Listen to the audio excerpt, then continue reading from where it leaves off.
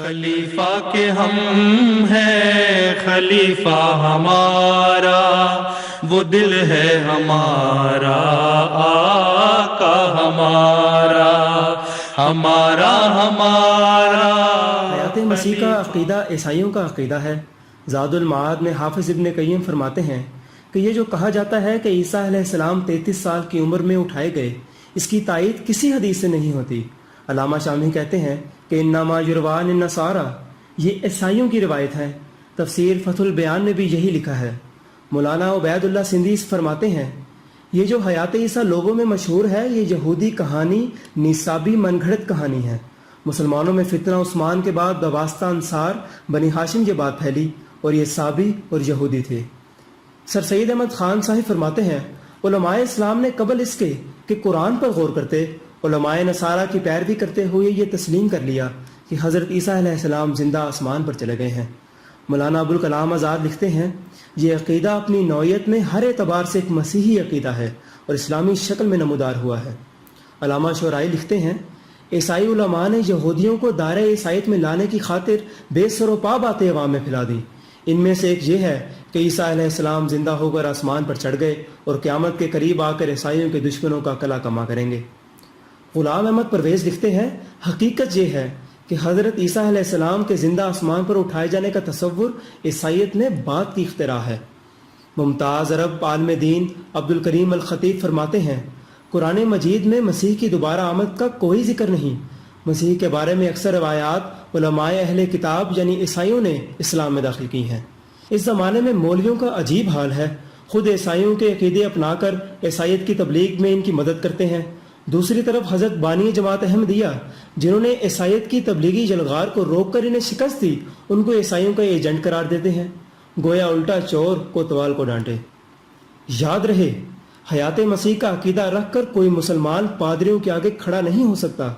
حضرت مرزا صاحب کے زمانے میں پادریوں کی تبلیغی سرگرمیاں عروج پر تھیں۔ انگریز حکومت بھی یہی چاہتی تھی کہ ہندوستان کو عیسائی بنا لیں تاکہ ان کی حکومت کو دوام حاصل ہو۔ پادری کہتے ہیں کہ کیا زندہ مردہ سے افضل نہیں؟ وہ دنیا کی مثال ایک دریا سے دیتے جس کو پار کرنے کے لیے 2 کشتیاں ہیں، ایک کا ملاح مردہ اور دوسری کا زندہ، اور پوچھتے کس میں بیٹھو گے؟ سب جواب دیتے کہ زندہ ملاح کی کشتی میں۔ تب وہ کہتے کہ تمہارے نبی وفات پا چکے ہیں، عیسیٰ علیہ السلام زندہ ہیں، اس لیے آؤ عیسائیت میں شامل ہو جاؤ۔ وہ کہتے کہ محبت کا پتہ حفاظت سے ہوتا ہے، جو سب سے اعلیٰ اور افضل ہوگا اس کی سب سے زیادہ حفاظت ہوگی۔ جس طرح مسیح کی حفاظت ہوئی اس طرح کسی اور نبی کی حفاظت نہ ہوئی، یہاں تک کہ نبی کریم صلی اللہ علیہ وسلم کو طائف میں پتھر پڑے، جنگ احد میں شدید زخمی ہوئے، مگر اللہ نے آسمان پر نہ اٹھایا۔ وہ کہتے آسمان پر نہ صحیح چند 100 فٹ ہی اللہ اوپر اٹھا لیتا تو دشمنوں کے پتھروں اور تیروں سے محفوظ رہتے اور آپ کا مقدس بدن لہو لہان نہ ہوتا۔ اس طرح وہ حضرت عیسیٰ علیہ السلام کی فضیلت ثابت کرتے ہیں۔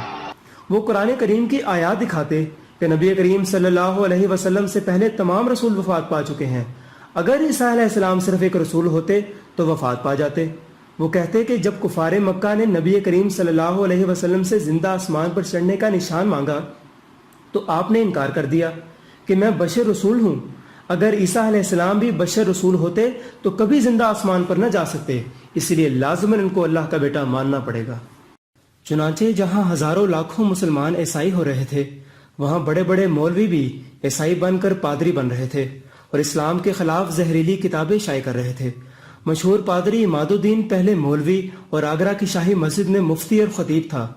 اسی طرح پادری برکت اللہ، پادری عبدالحق، پادری اکبر مسیح، پادری رجب علی، پادری صفدر علی، پادری حشمت اللہ وغیرہ سب مولوی تھے۔ حضرت مرزا صاحب کی ایک کتاب ہے سراج الدین عیسائی کے 4 سوالوں کا جواب۔ یہ سراج الدین پہلے مولوی تھا۔ ایسے 20 بدبخت مولوی تھے جو پادری بن کر اسلام کے خلاف زہر اگلنے لگے۔ بس عیسائیوں کا سب سے بڑا ہتھیار حیات مسیح کا عقیدہ تھا، جس کے سامنے کوئی مولوی ٹھہر نہ سکا۔ پادریوں کی کامیابی کا یہ حال تھا کہ اعلان کرتے تھے کہ آئندہ چند سالوں میں نعوذ باللہ مکہ مدینہ پر بھی یسوع مسیح کا پرچم لہرا دیں گے۔ مولانا اشرف علی صاحب تھانوی کے ترجمہ قرآن مطبوعہ 1934 کے دیباچہ میں مولوی نور محمد نقشبندی صاحب فرماتے ہیں اس زمانے میں پادری لیفرائے پادریوں کی ایک بہت بڑی جماعت لے کر اور حلف اٹھا کر ولایت یعنی انگلستان سے چلا کہ تھوڑے عرصے میں تمام ہندوستان کو عیسائی بنا لوں گا۔ ہندوستان میں داخل ہو کر بڑا تلاطم برپا کیا۔ حضرت عیسیٰ علیہ السلام کے اسمان پر بجسم خاکی زندہ موجود ہونے اور دوسرے انبیاء کے زمین میں مدفون ہونے کا حملہ کارگر ہوا۔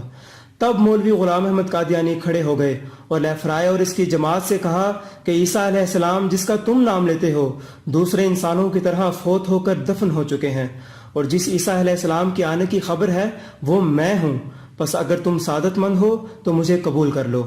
اس ترکیب سے اس نے لیفرائے کو اس قدر تنگ کیا کہ اس کو پیچھا چھڑانا مشکل ہو گیا، اور اس ترکیب سے اس نے ہندوستان سے لے کر ولایت تک کے پادریوں کو شکست دے دی۔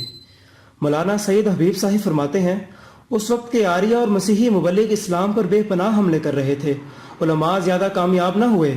اس وقت مرزا غلام احمد صاحب میدان میں اترے اور انہوں نے مسیحی پادریوں اور آریوں کے مقابلے میں اسلام کی طرف سے سینہ سپر ہونے کا تہیہ کر لیا۔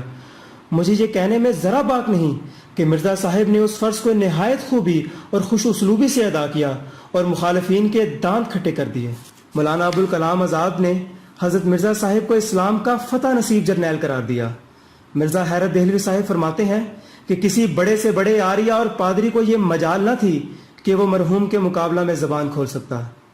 ڈاکٹر اسرار احمد صاحب فرماتے ہیں کس نے عیسائی مشنریز کو ساتھ مناظرے کر کے غلام احمد نے انہیں شکست دی۔ اچھا اور ایک زبردست جو ایک وائلنٹ تحریک اٹھ گئی تھی، یہ ستیارتھ پرکاش کا جو مصنف تھا آریہ سماج، تو آریہ سماج کے لوگوں سے بھی اس نے مناظرے کیے اور انہیں شکستیں دی۔